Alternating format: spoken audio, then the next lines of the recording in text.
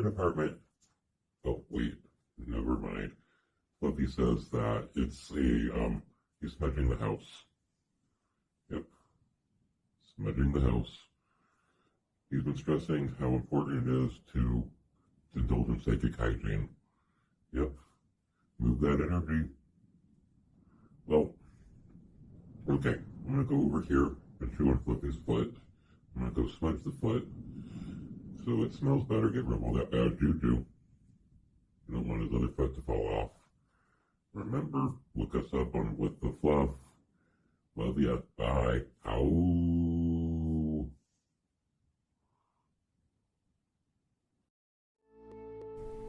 Aromagees Botanica, a metaphysical store for mind, body, and spirit. Oils, herbs, candles, crystals, teas, handmade soaps, tarot cards, everything you need on your magical journey. Daily psychic and tarot readings, classes, witchcraft, pagan, and hoodoo supplies, most of it made in-house. Try our free Dress Your Own candle station. From spiritual gifts to ritual supplies to religious books, we have the widest selection of metaphysical products in all of Tennessee since 1999. It is our goal to inspire everyone to explore their spirituality in their own way by offering information and products in a nurturing multicultural environment. Open 7 days a week. 223 Donaldson Pike, Nashville, Tennessee, or visit us online at aromagees.com.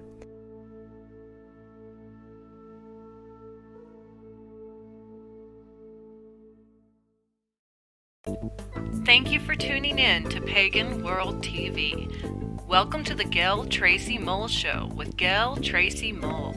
Gayle is a catalyst for change. She can help you create the life that you dream of living. Gayle walks the path of the wounded healer. She is a psychic reader and life coach, as well as a Reiki master in 2 traditions. She has a long and varied background in the mystical, the magical, and the metaphysical. Please welcome your host, Gayle Tracey Mull. Hello, this is the Gayle Tracey Mull Show, and I'm Gayle Tracey Mull, and I am your coach and guide to finding an eclectic path that is just exactly right for you. We look at the mystical, the magical, the metaphysical here, and try and mix it all together and educate people a little bit. And today I am very excited. We got a little bit of a late start, a little bit of technical difficulties because I'm still learning. But we have Mr. Berkeley Harbin on today. Berk is the chief of Woden's folk, which has been in Texas since 1999. It is a kindred of Norse pagans. Yes, we do have them in Texas. And I'm really excited to talk with him today, and for all of you to find out a little bit more about this particular path. I'm very interested in it because some of my children follow this path, and I borrow a lot of things from it, but I'm sure I'm going to learn a lot today, and you do too. And here's Berk. Hello, how y'all doing? Good. I am so happy for you to be here tonight. You know, that's a long time to do something. 1999? Yeah. That's what happens when you just do it day by day and year by year and keep on, going and adding to it. Yeah. How did you actually come to start your own kindred? And maybe people out there want to know what a kindred is. Okay, well, to go back, we are Woden's Folk Kindred in Texas, and so I know you said Woden's Folk in the intro, and that can be a little bit confusing because there's a group called Woden's Folk. I don't think they're Woden's Folk Kindred, and they're in England, and they're different than us. They're kind of they're kind of out on a different whole other wavelength than we are. But we're based here in Texas. I grew up, of course, in a Bible Belt, and like probably everybody who's watching this channel, that stuff never really made much sense. And so in reading, when I was going to college, reading a lot of things, it came to me that, hey, there's this other way of looking at things that people used to have. and I wanted to know more about that, and I read as much as I could. And then I, became friends with some other guys who I was going to college with, and they had the same views. And then somebody had something, I guess it was written by the Asatru Alliance. It was something on the Nine Noble Virtues and Asatru. And it's like, hey, what is this? And so we started reading about it. I was like, hey, man, that's pretty cool. People actually do this. Started reading some books on the runes by Edward Thorson, whose real name is Dr. Stephen Flowers. And these things were this fascinating to me. So the more I read, the more I wanted to read, the more I wanted to know. Became better friends with these guys that I was going to college with, and we started a kindred. That is amazing. I noticed that you have Stephen Flowers on a lot of your stuff. So is he part of your kindred? He's not a part of our kindred, but he comes and speaks and does seminars at the event that we hold annually down in Bastrop, Texas. And we look up to him as someone who wrote a lot of things. Of course, he's very controversial because he writes a lot of things besides things. Many of the things that he originally wrote were written back in the 70s, and he was a pioneer of things. He's been involved with more esoteric things, magical stuff, and so there's a bit of a controversy surrounding him. But man, he's a great guy. When you get to meet him, he's a really extremely intelligent and knowledgeable, and very just really nice. He and his wife are on an animal rescue. They're down where they stay, where they live. They have a bit of land, and so they're really cool people. It's been an honor to get to know him, here in the past 5 or 6 years, after having spent a couple decades reading his books and say, man, this is kind of cool. And, of course, there's some things you read in his books and it's like, I don't know about this right here. And then, you can look and see where that's at. Some of the books are not really focused on heathenry or historical. Some are more occult or popular books. And I think that there's a little bit of a divergence between what he writes as Edward Thorson, his pen name, and what he writes as Dr. Stephen Flowers. But, okay. There's a lot of information in that you just said right there, because, I understand to a certain extent the difference between paganism, the occult, the craft, and then there is heathenism and Asatru. But, a lot of the people that are out there and listening, you just bent their brains with all of that. and there was no intent with that. It's just we know, and me and you talk, but we got to remember that there's people out there that they're trying to understand. So whenever you were studying this in college and you looked at the Asatru Alliance, and I noticed now you identify more as heathen, is there a little bit of a difference between those two things? What? In a technical sense, there is. I guess the easiest way I explain to people is there's soccer leagues and there's American football leagues and baseball leagues, and there's a lot of different. They're all professional athletes, hockey players, and so you might say that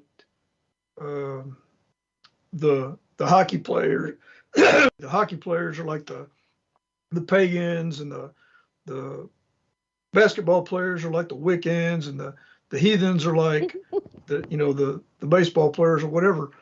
They're all professional athletes. They all do a certain thing, and they're all in the same genre. Like if you say sporting events, they all belong to a sporting events, and that would be like saying we're all pagans. Because people ask me, well, what are you? Are you a pagan? It depends on who I'm talking to. If I'm talking to somebody who is a pagan, who I know follows that sort of a path, then I don't tell them I'm a pagan, because they understand the difference, that there are fine things.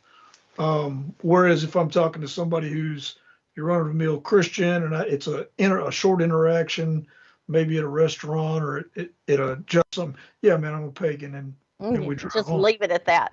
When people who are starting to learn, pagan is a reference in our modern society to anybody who follows an earth-based path or religion that is not it's not the standard religions of the it's an earth-based kind of spirituality.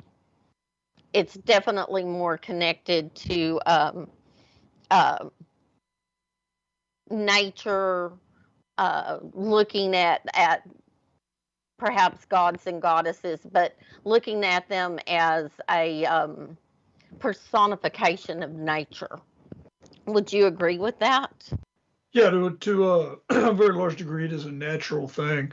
And that's why, like with my faith, I run into people down here that there's a big conflict between Christians and atheists and science. And, to me, there's nothing in my faith that's at odds with science.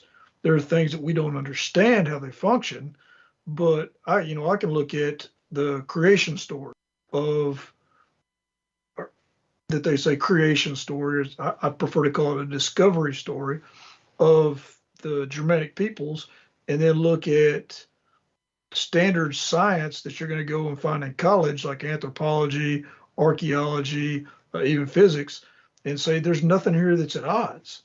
That when Woden, Vili and Ve found Embla on the beach that they were unfaded, that doesn't mean they created them out of sticks. To me, that's okay. That is a metaphor for how this population group developed in this location. And as they developed, they formed a relationship with this set of gods and goddesses. That's not at odds with, anthropological theory.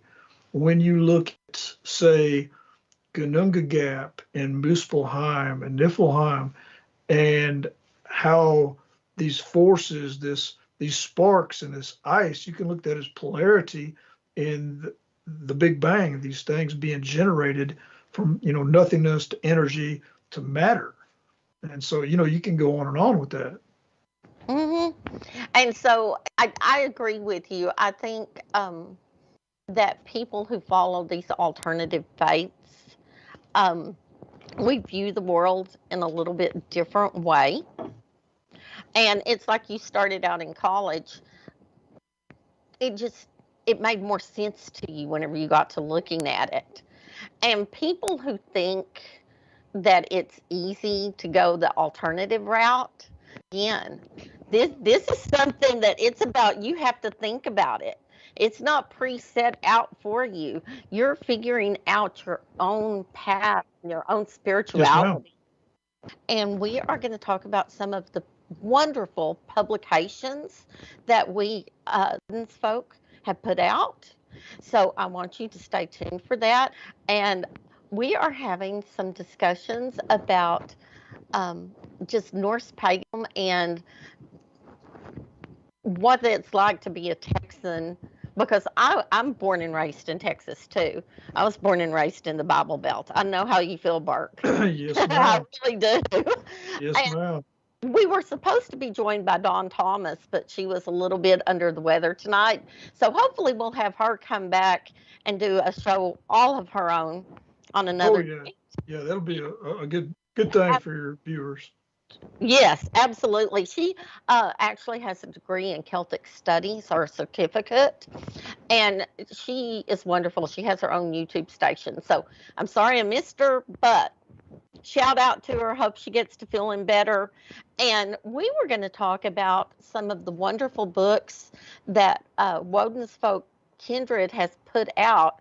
You can actually purchase on Amazon. And I have talked to people that they are just so incredibly impressed with the quality of books that you guys have put out. Well, thank you. It never ceases to amaze me all the positive feedback that we get with that. It's very encouraging, and we're happy to be able to provide that to people. We put a lot of effort into those things, a lot of research, and I have to give a shout out here to Karen M.P. Carlson, our editor, because those books would not be nearly as well-rounded and polished as they are without Karen's work. So, what all books have you guys got published? What all is out there right now? Okay, so we have probably the first book that we published was the Heathen Handbook, and it's a it's a general overview of the heathen religion, what you're referring to as Norse paganism. As you touched upon, there's a lot of different names. People will say Norse paganism, heathen, heathenry, heathenism, Asatru, Odinism, Formset, and there's probably three or four. I might have hurt somebody's feelings by not mentioning, their particular branch. That's not on purpose. It's just there are so many things that the indigenous faith of Northern Europe was called. Correct. And one of the things that I want to make really plain to people, part of the reason that I really like Berk and Berk's group is I've had other people that have researched this, and they go by different names, Asatru and this and that, and all of the different things, and some are not nearly as inclusive. Like you said, there's that one group that has a similar name to yours, but they're a lot different. Yeah, I mean, they believe that, I guess, Hitler's still alive in Antarctica under the ice with flying saucers and stuff, and it's like, nobody. Yeah, that's one of the things that I want to make a point. A lot of groups, they are sort of associated with that little bit of neo-Nazi supremacist thing, and I want people to know out here that Berk or I, neither one, I'm sure that you will agree, are about any of that. Right, definitely. I mean, you've been to events with us, so you've seen the people there.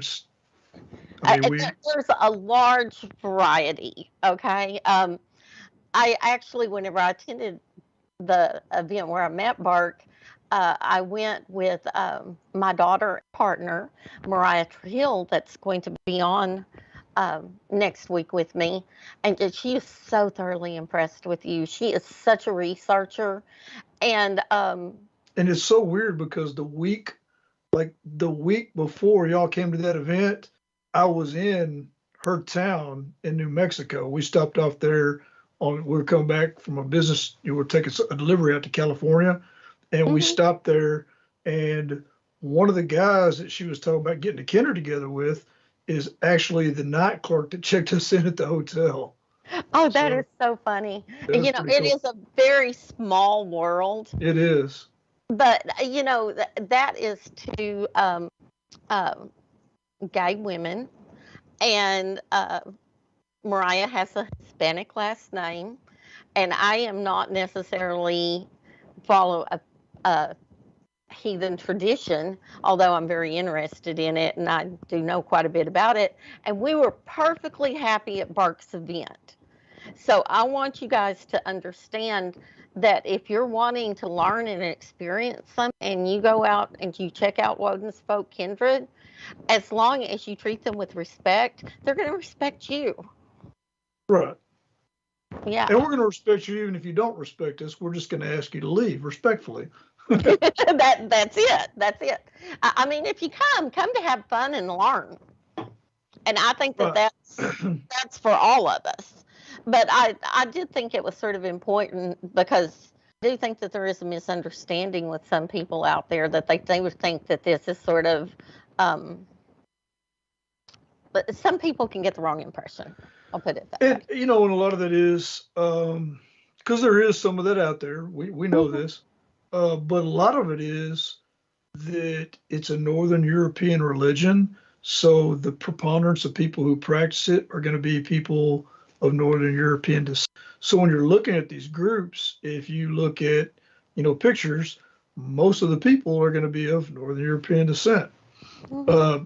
But it's, we believe that we have a biological relationship with our gods. If you read the lore, they talk about Heimdall coming and staying and having children with various women here on Earth, if you will. And so there's, that connection.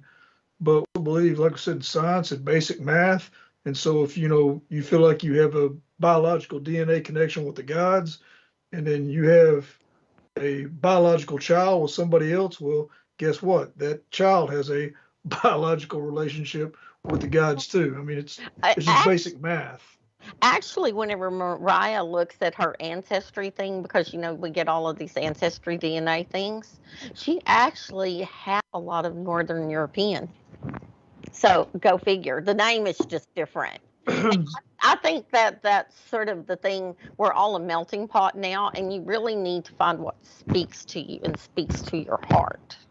And a lot of it is who you are as a person, because they're just like in work, or I mean, I guess for the majority of people, you're going to have people that you get along with better than you do other people. There's people here in the state that are heathen that have come and participated with us that just for one reason or another, we don't really fit into this mold or they don't fit into that mold. And there's no animosity there, no problems. It's just, hey, I get along with this group over here. And so over there with this group over here.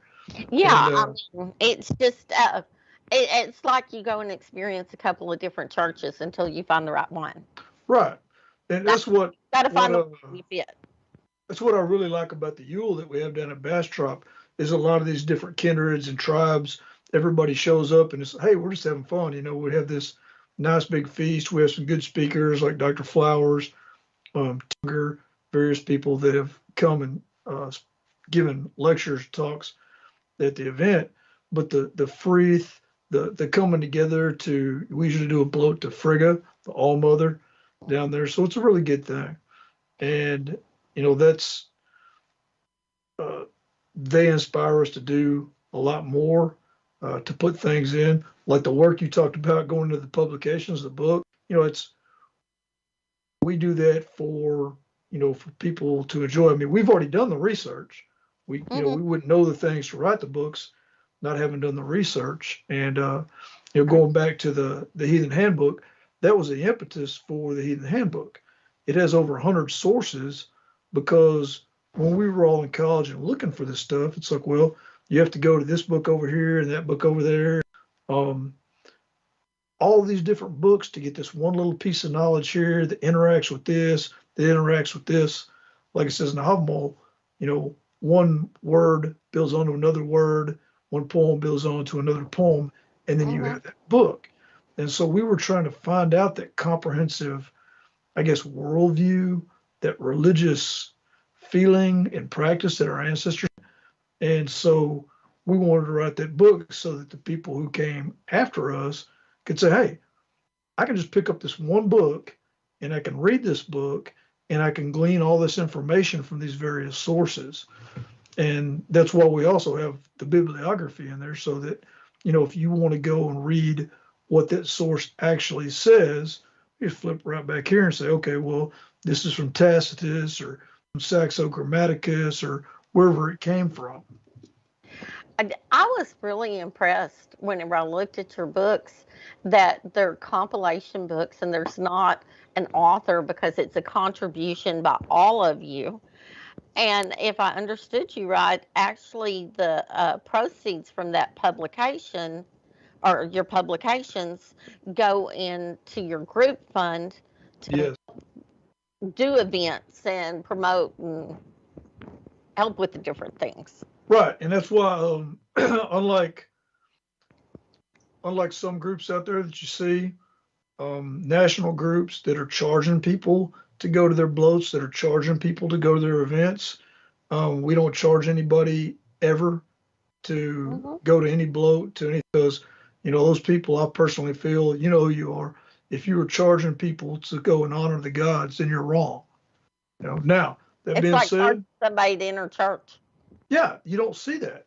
Now, when they have these things where they rent a venue where people are staying, there's lodging.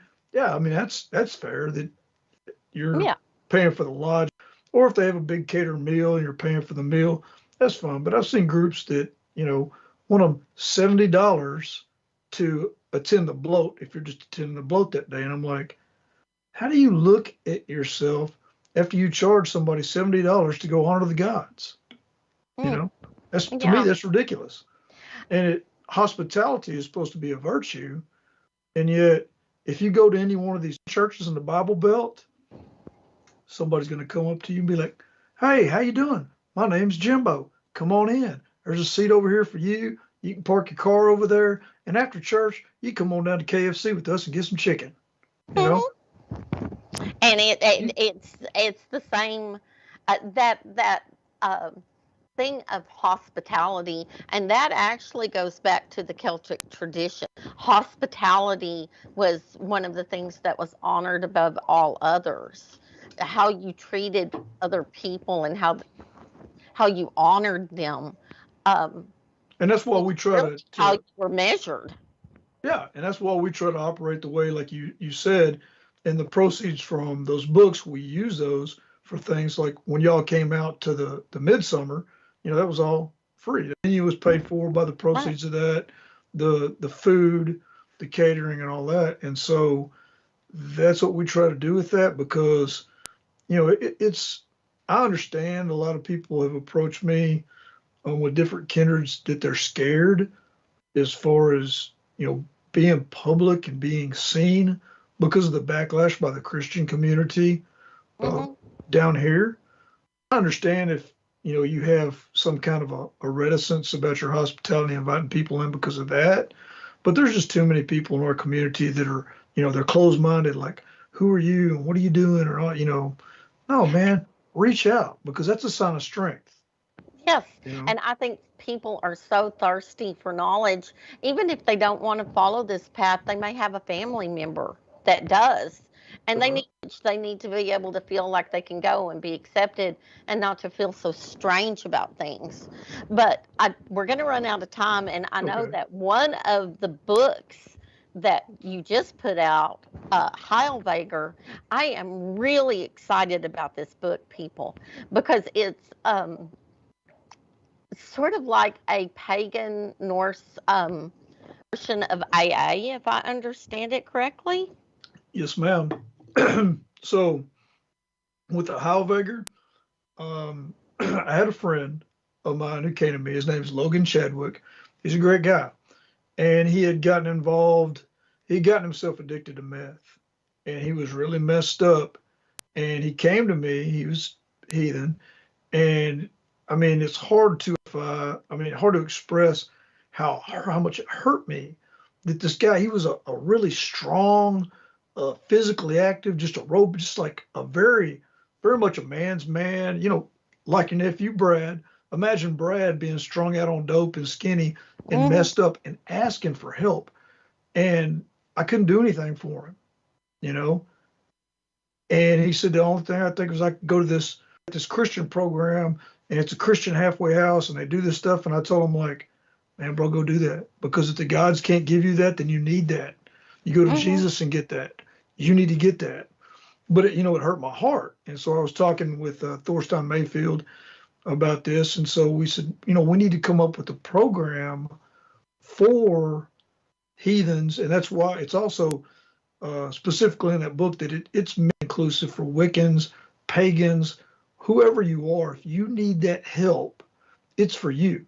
Yeah, it's a heathen program, but it's for everybody who needs that help.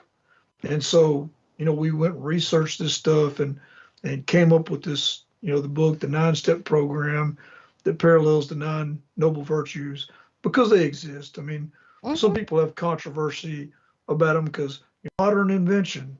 Okay, so is a cell phone. You use it every day. Get over it. The people that say, oh, we want to do the old way, well, you know, do we truly know what the old way was? And we live in a modern world. Right. So the old way has to be made new again. Yes. It has to be reinvented. We have to bring it into our present and modern time. But I am so excited about Heilweger because I have been in the position before where I wasn't an addict, but I had somebody in my life who was. And I was already well down an alternative path. And, then they tell you you've got to go to Al Anon and you've got to do these things. And I'll be honest with you, I was not going to turn my back on my path. But it would have Right. been very nice if I could have had a different way to look at this that was more in tune with my own belief system. And one of the biggest things with the Heilweger is the fundamental difference of with AA, you have to say, I'm powerless against my addiction and I turn myself over to the higher power, which we all raise as Jesus. And as heathens, as pagans, it sticks in our craw. It's like, no, I did this. I messed this up. I need to fix this. And so it's like, it's a different thing that I am responsible for Mm-hmm. my addiction. I'm responsible for my choices, but I'm asking for help from my community and from my gods so that I can fix this. Yes. And to be led and to be shown the path forward to living a more clean and sober life. Right. And so the name Heilweger is a juxtaposition of the term Hellweger, which means the hell road. Our ancestors believed that when you died, you went on this hell road for 9 days and 9 nights, and you walked down it and did all these. And so Heilweger means the word Heil in Old Norse means healthy, but it also means holy. And so it means the healthy and the holy path, or the healthy road. And so it's the juxtaposition of those two roads. Like you're at the crossroad, and you can go down the Hellweger or you can go down the Heilweger. And so you make that conscious choice to go down the road of health and holiness. I I think that is totally amazing, and I applaud you for doing that because all too often we want to turn our backs on people who are addicted or that they have problems. And our society has done that for way too long, and there's way too many people out there. And we've got to realize that there's not just one road to getting better. You have to, it's just like your religion and your spirituality. You have to be able to find a path that works for you. Right. Yeah. And you have actually given that to people with the Heilweger. Um, I know that you did some other books too. Didn't you redo that? So Thorstein Mayfield, a member of our kindred, he has translated the Poetic Edda. So we have, and initially, while he was translating it, when he had his translation of the Havamal, I did a book with him. It's an interpretation of the Havamal for, and it has a line by line translation of what it means, and then he eventually completed his translation of the Poetic Edda, and we have that out there too. My girls said that was the most wonderful book. They were so impressed with it. Just sort of the mentality of trying to grow up in Texas and follow a different path. Hell yeah. Yeah, it's not easy, people. Not if you grew up this way. And one of the things that Kit said several times, and we got to remember people don't know the words, is talking about the bloats. So a bloat is a gathering to celebrate a holiday. Am I correct? Or is it just any gathering? I guess people who would be, I guess the historical purists would say that blood, the word blood, it's a celebration where an animal is sacrificed. They would perform a ritual. The animal would be cooked. There would be a feast, and there would be ritual drinking afterwards. Generally speaking, nowadays you don't see that a lot as far as the animal sacrifice for various reasons. So it's generally just a feast with a religious ritual and then some ritual drinking afterwards. Yeah. Kind of like we call a little shindig or throwdown down here in the A South. barbecue. Yeah. Right. We just pray to Thor or Odin instead of Jesus, and it's little. But it's the same thing. And since we were talking about Heilweger and you mentioned that you drink afterwards, people who don't want to drink, like whenever the cup is going around and you're toasting other, they can kiss the cup, or there is non-alcoholic Yes. beverages available. That's correct. So I don't want you to think that we're talking about one thing but doing another out there. Right. And it's, Yeah. I mean, hey, mixing some Sprite and fruit juice, It's a Yeah. good substitute for mead. And I personally, the mead, oh my God, their mead was so fabulous. If you've never had mead, you need, but homemade mead is the best. It's the Yeah, I'm bomb. pretty proud of my Peachy Creek mead. It's definitely a favorite. So Yeah, it really is. I like honey mead. But so whenever we're talking about that and we're talking about the bloats, and there's different groups like we expressed under that pagan umbrella. And one of the things very hard in Texas is to find a place to hold your event, because there's always somebody on the board or somebody that has the keys, and they're like, "Oh, you're going to do what? No, you can't do that here." right, Yeah, and it's a problem, is it not, Burke? it is a problem. It's a big issue, especially down here. I imagine there's some parts of the country where they don't really care, but down here in the Bible Belt, it's a big issue, and that's another thing that I get. People commenting on that. With our kindred, Woden's folk kindred, we have a larger group of people, and we have a lot of guys that are and girls too with law enforcement, military backgrounds. There's a Uh, lot of nurses, medical people. I mean, yes, there's a lot of entrepreneurs actually in your group. right. And so Their when own. you have this core group of people, it becomes a little bit easier. We know we have I mean, yeah, we have a security plan if something ever happened, but we know how to deal with people, and we're confident in that and have dealt with it. But still, even with that, it's just it kind of puts the mood down a little bit when you have somebody kind of looking down your nose because they're the devil worshippers, or they're those Mhm. Satanists, they don't believe in God and all this kind of business that you encounter down here. It does Mhm. put it down, and so a lot of groups, especially like the pagan, Wiccan groups, I've heard people talk about that's a big problem for them, not having a place to go. I hate to say a safe space, so a secure venue. It's a very a very real issue for people of our faith and similar faiths. It really is, and I do think that it's different in different parts of the country. I think that maybe it's a little bit more accepted, but Texas is a big place. It covers like a five-state area for any place else, and this is an issue. And one of the things that Bert, can't say your name now. Berk and I have talked about is a Hoth, or that is your name for it. I might call it a retreat center. A hof, a temple, or retreat. Right. The government would call it a church. Technically, it's a church. Yeah.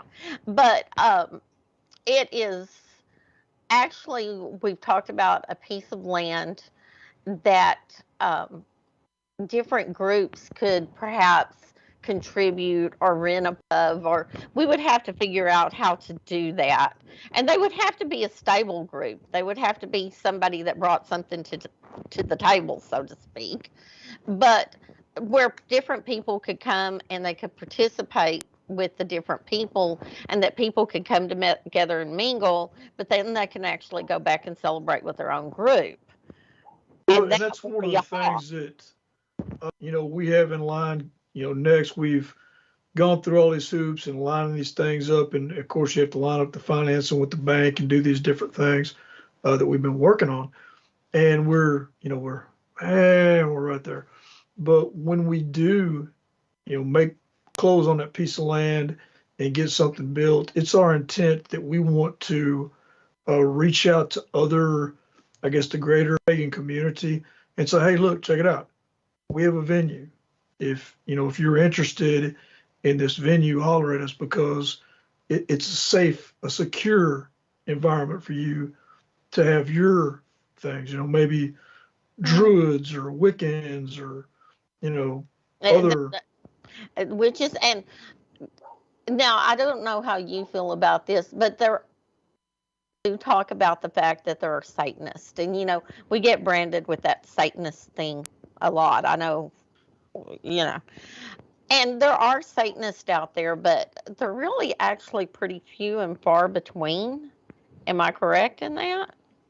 Yeah, and I don't like to be the one to disparage anybody's faith, but I've always looked at that like, and that comes from the Bible. And if you read this book, the Bible, then that's the losing team. I kind of want to be on the winning team. Yeah, well, and to be honest with you, most pagans will tell you that Satan is a creation of the Christian church, that it really doesn't have anything to do with them. Right, That's and again, more of a Christian concept than it is. I don't want to pick an argument with any of those guys, but that's just not my thing. Right. Something moved just then. Okay. But I wanted to bring that up, and I think that Berk and I both have been sending energy a long time to this concept of having a place where people could come and do events, they could have fairs, they could have classes, and they're greater board of people that are inclusive rather than exclusive. Right. Right. And that's what we want to do. We want to build our thing in our space. But once we have that, we want to reach out a hand and invite people. Hey, look, would you like to, come and participate? You can do your thing here. We want to host that because we feel that, when you read the sagas, an attitude like that's a position of strength. And so we're trying to build ourselves up and strengthen ourselves so we can help other people. And before I go, I just want to point out the first one of Woden's spells is help. Wow. I think that me and you both want a place for people that are seeking. We don't necessarily want to draw people in. We want people to come and seek us out and find us.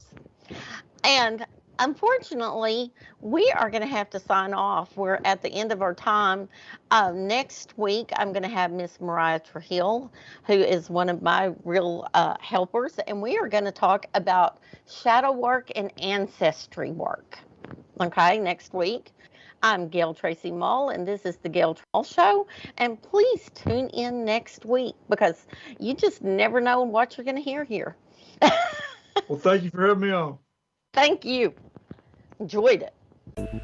Thank you for watching the Gayle Tracey Mull Show with Gayle Tracey Mull.